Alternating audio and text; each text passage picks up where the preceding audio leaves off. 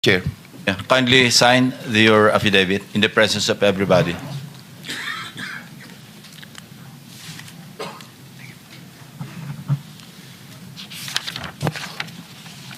Here, Mr. Chair, I have already signed it. For the record, you signed the same affidavit that you read, no? Yes po, Thank Mr. you. Chair. Maraming salamat, Yusek. Secretary Remulla is recognized. Your Honor, after hearing his affidavit and his willingness to disclose all other details about the transactions that happened under his watch, may I respectfully ask the committee to allow the DOJ to have an evaluation of Mr. Bernardo immediately.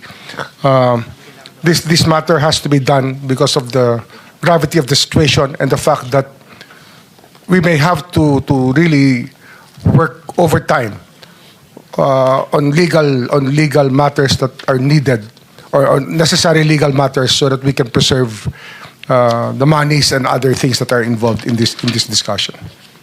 Thank you, Secretary Remulla. Will you be open to answer some questions addressed to the Secretary of Justice before you leave? Just like the last time? No, not to Yusek Bernardo, but to the Secretary for some clarificatory questions. I mean, to the Secretary of DOJ, not to the affiant. Because you have to bring him back after lunch, no? Not to you, but Secretary Remulla. Will Yes, you po. be willing to, not Yusek Bernardo? I'm referring my question to Secretary Remulla. If you're willing to accommodate just a few questions from the members, if they're... Yes, Your Honor. Of course, Okay. Your Honor. So we'll start with whoever. Senator Erwin Tulfo is first on the list. Kindly limit your questions to, in the meantime, no, to Secretary Remulla. Mamaya na lang yung kay Undersecretary Bernardo. Meron. Anybody? You have some questions? The same naman lang rin, Mr. Chair, na pag alis ni Secretary Remulla, alis din si Bernardo, baka pwedeng magtanong na kay Bernardo. Hindi. Ang kasundan natin, pagbalik na lang, kasi hahaba eh. And they have work to do. So we are accommodating them in the same manner that we accommodated Alcantara, Engineer Alcantara, to be brought immediately to the DOJ for evaluation, for some procedure. Then after that, we can have all the time in the world. Maski hanggang madaling araw, kung gusto mong tanongin si Yusek Bernardo, Sir, pero you can. ito, for the benefit of general questions. Hindi na, sana we're just dahil- postponing. We're not rejecting your request to propound questions. Kasi sa akin kasi, sir, pag sabi niya ngayon dito, diretso kagad file ng kaso sa DOJ without Hindi, no, us no, no, giving the benefit na makapagtanong man lang kung Sige. Sen. No, I think the thing is that the Department of Justice, as much as possible, would like to evaluate first. They will not file any cases against anyone. but subsequently, filing of cases will follow. Kung sana naman bago siya makonsider doon, dito muna sa atin. Dahil sa atin niya nilahad yung statement niya, so hindi naman niya nilahad sa DOJ, sa atin muna. So sana makapagtanong tayo bago natin turn over sa DOJ for their consideration.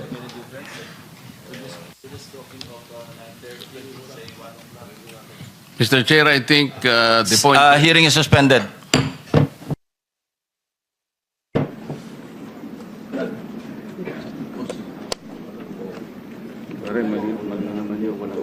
Meantime, pakidistribute lang yung kopya ng signed affidavit ni Yusek Bernardo to the members para mamaya, pagbalik niya, at least they have full knowledge of the contents of the affidavit. So, Paige, kindly distribute to the members the copy of the signed affidavit.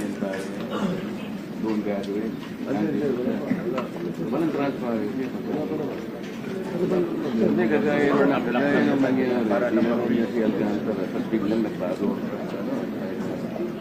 Maging impresyon sa ginamit na niya ang Senado para magsimula. Kapag nagsimula, hindi namin ang tanong. Pagdating, babalik dito, pero iba, paano natin malalaman na walang presyo? Kasi ang nangyari kay Bernard, sila dapat. Di ba na yung binigay na nakita ko ito.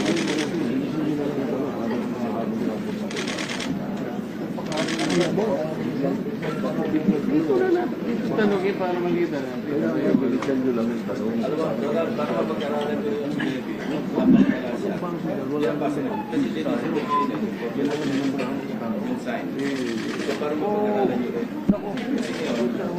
pwede na magano yung amplas doon sa ano eh. Hindi, pagka nagkaroon ng ano, pag nagkaroon ng affidavit, eh, pwede na sila naman dito yung pwede sila naman dito.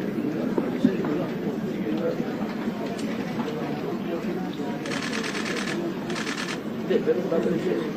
Pagbalik ni Mami, nagtanong nyo lang doon.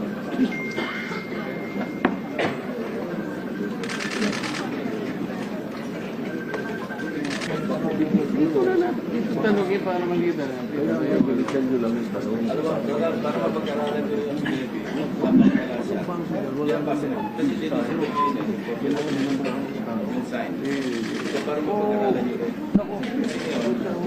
pwede na magano yung amplas doon sa ano eh. Hindi, pagka nagkaroon ng ano, pag nagkaroon ng affidavit, eh, pwede na sila naman dito yung pwede sila naman dito.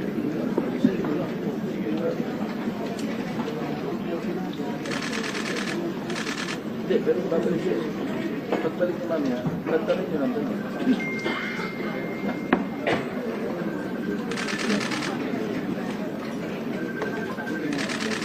Hindi, sinisipit yung ano.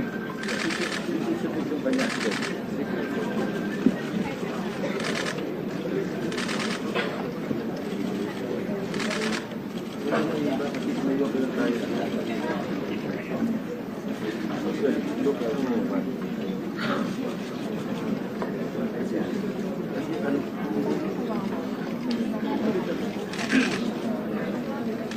Kasi pag pinopi natin yung pwede natin, abutin tayo ng hanggang natin dito, hindi makapagtrabaho yung DOD.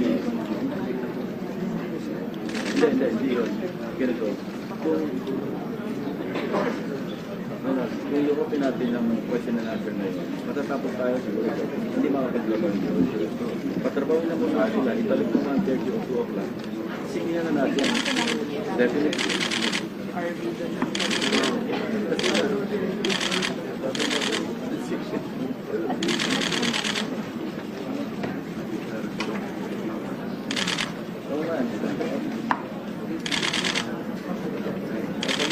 Doon na magtatanong kay Sekboy na kayo.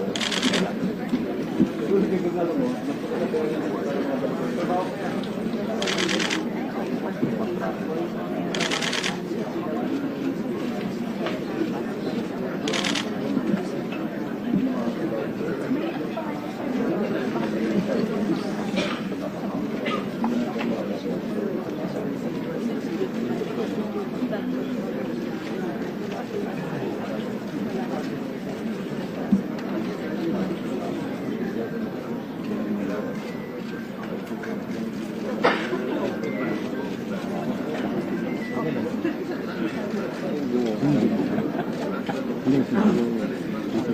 Ano ko kunin ngayon?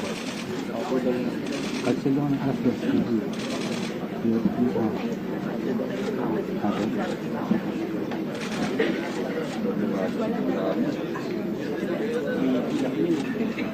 Kala mo naman mahiyak. Ang mata niya lang naman. Nalaglag oh. Nalaglag. Idukot na yung mata para may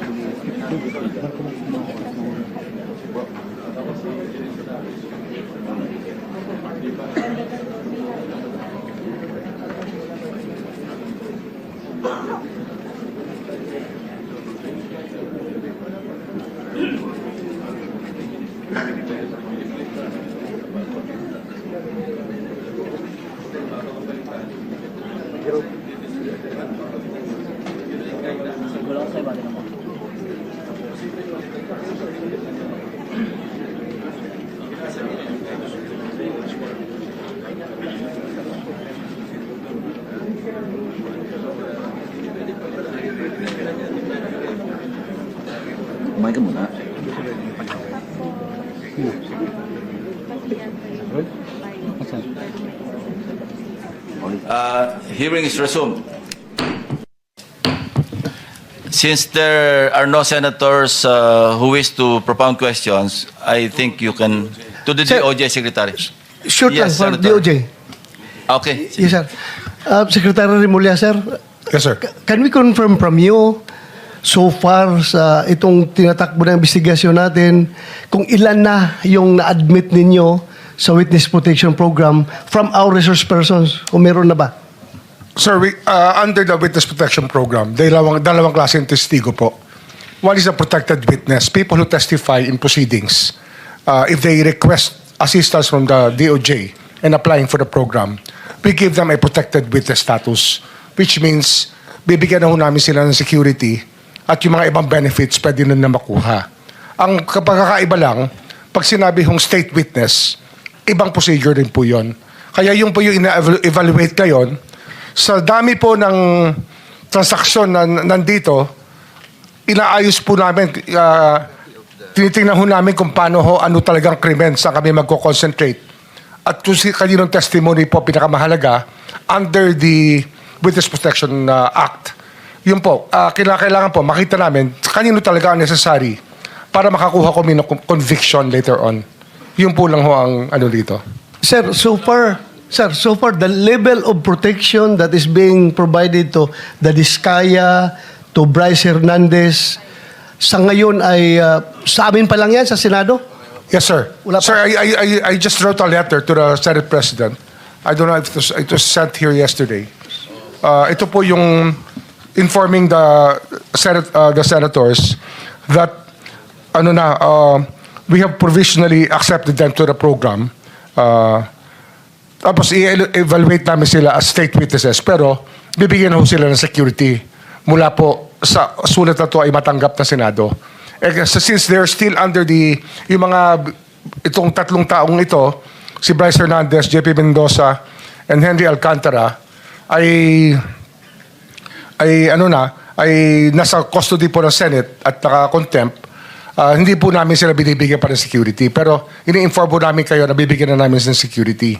And then we have to process also Mr. Diskaya again tomorrow.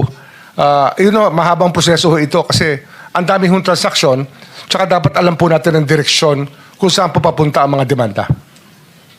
Thank you, Secretary Remulla.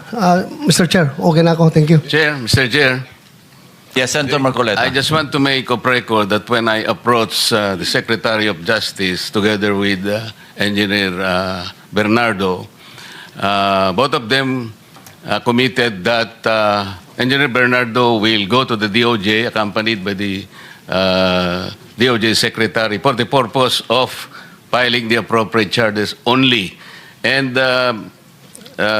Engineer Bernardo will not in any way add or alter the affidavit that he presented before us. Meaning to say, no additions, no subtractions, walang alterations. Whatever copy that he distributed to this committee will be just that. That is correct. Thank At you, saka Mr. Chair. Recorded naman po, nasa transcript, nasa YouTube, nasaan pa. Yes, sir. Kaya Kasi po, kung mag-alter siya, he will be liable for perjury. Hindi po, no supplement, no nothing. Kasi No, po yung hindi- iba, pagdating dito, nagsusupplement. Ang sabi niya, wala na po akong idadagdag. Yun lang po. Meron siya sa statement niya na I humbly reserve the right to submit a supplementary affidavit Yun nga if po eh. warranted. Kaya po in the sinabi ko sa premises. kanya, meron ka rito, magdadagdag. Kasi dapat sana alam natin because he presented himself before this committee, but whatever he does outside this committee, wala tayong kinalaman. Hindi na po natin nalalaman kung ano mangyayari.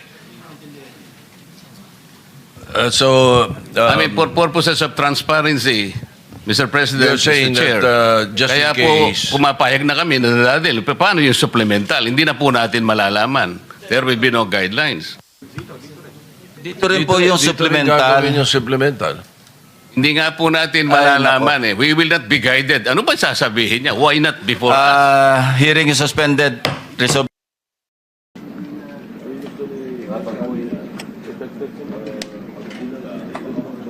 Dito rin sasabihin. Dito rin. Dito rin. Dito rin.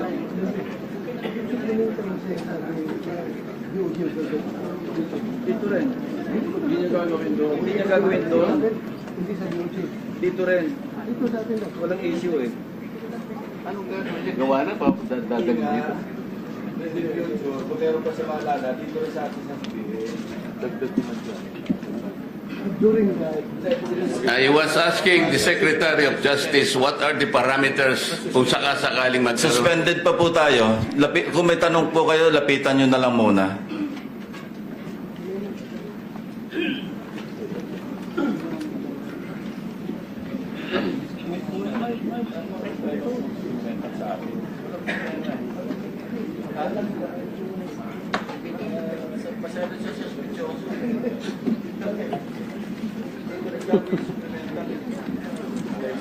Hindi ko may maalala siya later. Hindi maalala. Wala kami iba siya.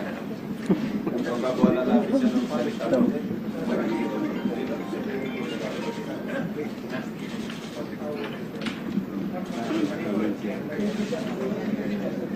Maski ba, bigay sa doon, sa secretary dito.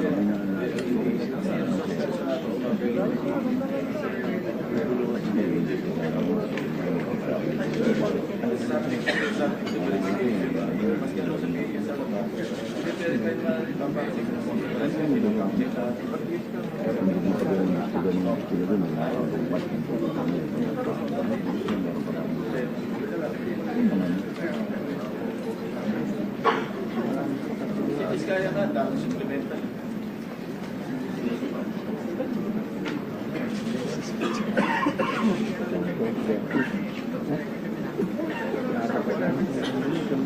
Si President, sa libo yan sa supplemental. Kaya dami supplemental. Bakit ito? Sa akin, parang sumama.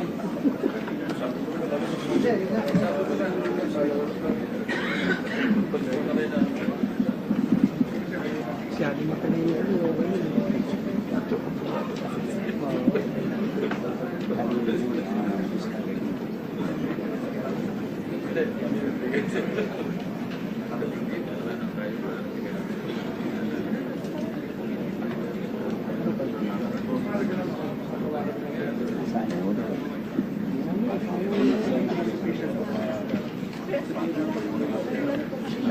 Hindi talaga mag-live. Oo nga eh.